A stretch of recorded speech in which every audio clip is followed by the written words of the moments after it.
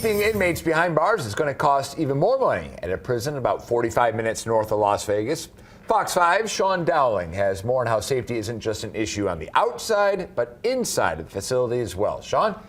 The Southern Desert Correctional Center is getting an additional $2 million to beef up exterior security measures. Part of the reason, 2 years ago, there was a high-profile escape from that prison that Fox 5 covered extensively.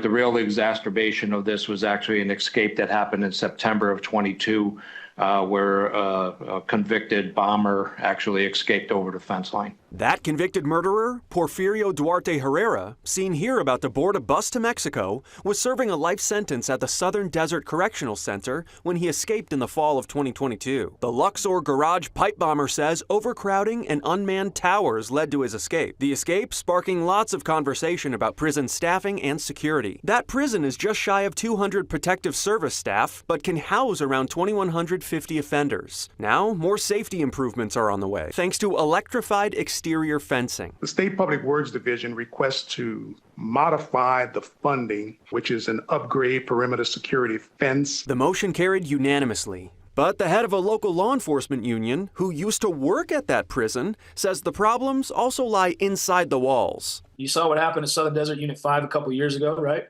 The riot that jumped off there.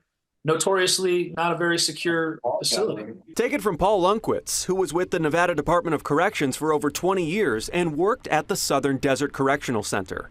Here's what he said about safety there. So in general, you're always outnumbered in corrections, right? Like that's to be said, okay?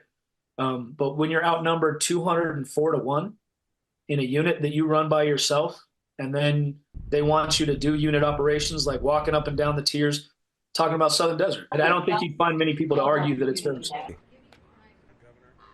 We previously reported on NDOC workers getting raises to attract and retain more officers, as well as upgrades at NDOC facilities all over the state.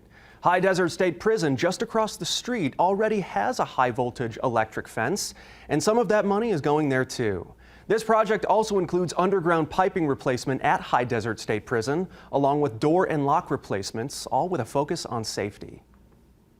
And Fox 5 reached out to NDOC earlier this afternoon to get answers on the ratio of security guards to prisoners at the Southern Desert Correctional Center.